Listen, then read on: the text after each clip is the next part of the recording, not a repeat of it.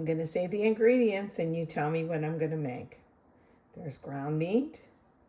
There's a couple eggs, a lot of onions, some panko breadcrumbs, and some tomato ketchup, which is Heinz, of course, and some garlic salt. I'm going to mix it all up. What am I making? So you saw the mix I was making, and you might have guessed it was a meatloaf, but it is my version of very oniony. I had like 3 onions in here of Salisbury steaks. We'll make mashed potatoes, and this makes a lovely gravy. How we're going to start them is a skillet. I got it hot. Got some regular vegetable oil in there, not olive oil this time. The idea of these is we're just going to brown them basically, and then I'm going to put them in the oven to finish.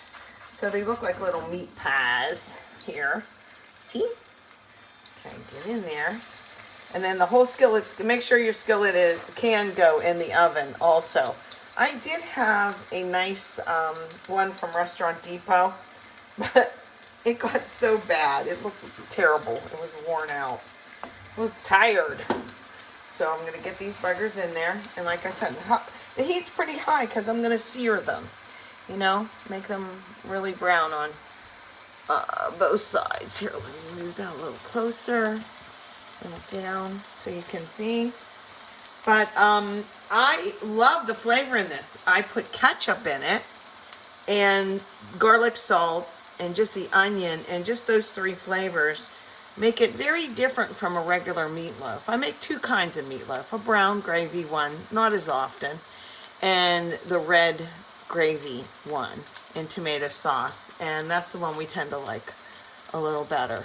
But the Salisbury steaks are really good even the next day, or as a leftover, I mean, as like on a sandwich. I like mine with mayonnaise and bread and lettuce for a sandwich. One time I was working an estate sale, and at lunch, you know, everybody would bring their own little lunch. Well, the one girl didn't have a lunch, and I said, here, have some of this. It's like leftover Salisbury steak. Well, she really, really liked it. Gabby, do you remember that? I don't even know if you're in this group because this group is kind of new. But anyway, she really liked it. And I'm like, she wanted the recipe. I'm like, okay, here it is. It's really simple. I'm getting a spatula out so I can flip these. Non-stick skillet, so I'm definitely going to use this. Okay, so like I said, I just want to get them brown. Let me turn you. Yeah. And then they'll finish cooking in the oven. But when I brown them, that the bottom of the skillet is going to pick up a lot of that flavor. And hopefully some of the onions will fall out. And we'll have a nice brown onion gravy. When I told Thane what I was making today when he called me from work, he calls me after lunch every day just to say hey. And ooh, that one looks good. See, that's how I really want it. I'm always rushing these little videos so that you know they don't take so long. But anyway, he said, ooh, you making gravy? I said, yeah, of course I'm going to make gravy with these. So I'm going to brown the other side just as fast, you know, just as fast. Put them in the oven, and then I'll show you a little later how they turn out. Okay, there we go. Okay, we're at the point where I'm going to check in the bottom oven the Salisbury steaks. So let me check on those real quick. And, it's hot in here. I guess so, it's an oven. So they are coming along nicely. And that bottom part, if you can see, is going to make a nice little gravy. We'll do that in a little bit.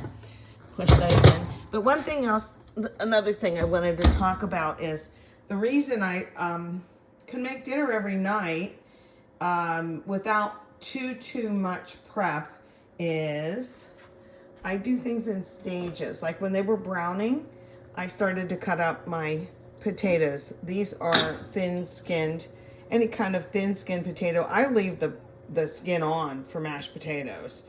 I mean, why take it off? In fact, I think there's more vitamins and minerals in the skin than there are in the potato part. So I put them in cold water. I rinsed it, put them in cold water, and I set this on the stove so that way when I feel it's closer to the Salisbury steaks being done, I can just come over, turn the fire on. I don't have to do everything at the same time. And then for the veg tonight, we're gonna have fresh carrots, put olive oil on those, a little bit of sea salt on them, and a pinch of sugar. The sugar we'll roast them in the oven.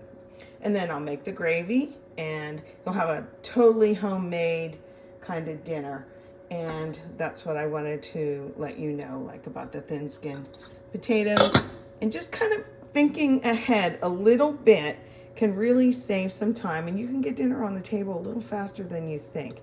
At first, when you first start to learn to cook every day, maybe things will go a little slower, but like I always say, like anything else that you learn, you'll get faster and faster and more organized at it.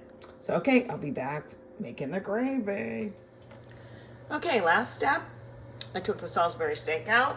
They're keeping warm. I have my potatoes on.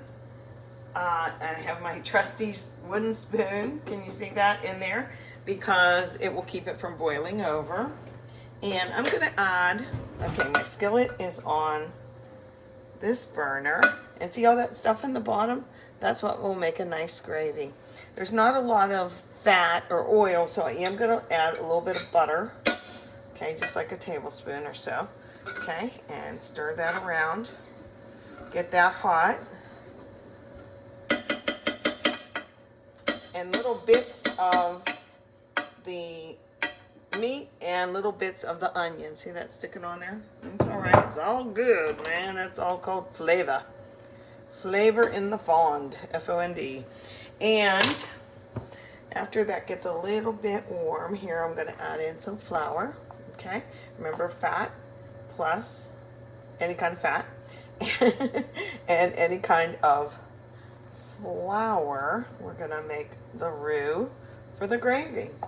Should be about equal parts, okay? You can always add a little bit more. And get that heat up, and then I'm going to start stirring this around and lifting up those little bits of stuff on the bottom, okay? Get in there. Sometimes I have to add a little bit more fat if I've added too much flour. And again, you'll get used to kind of doing this, but why not have homemade gravy? This is going to be this little oniony gravy, okay? I'm going to cook the flour taste out.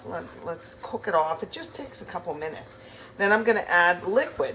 Do you have some broth already? Do you want to just use some sort of bouillon in there? Or, you know, stock, if you will.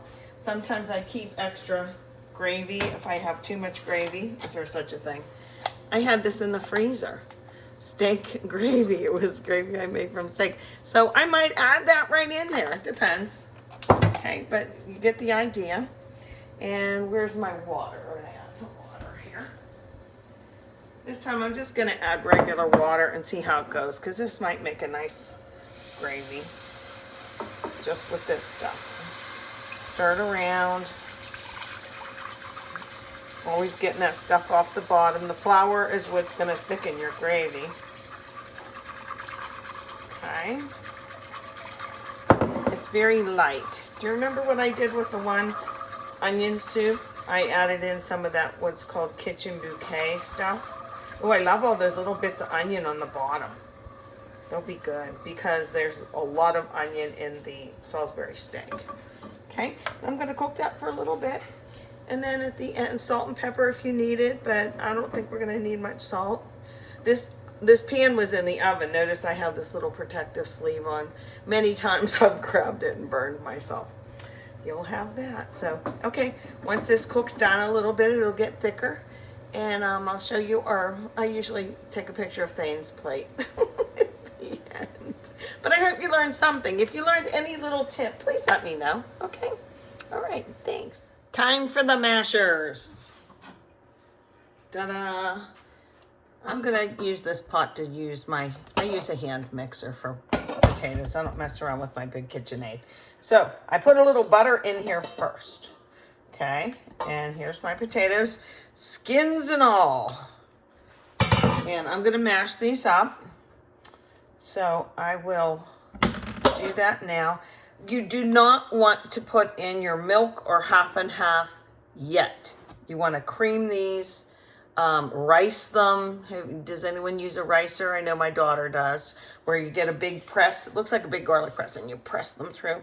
She makes my son Sage do that when we come over her house for dinner, because it takes a little muscle. So I'm going to get these mashed. I usually do this a little bit at first so they don't fly around. Okay, and after I do those, you don't need to watch this part, I would imagine, right?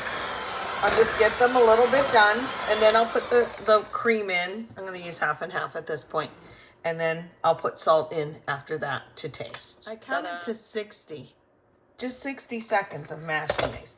Now I'm going to put the milk in. So that's really, I'm sure you've made mashed potatoes before, but this is what I wanted to show you.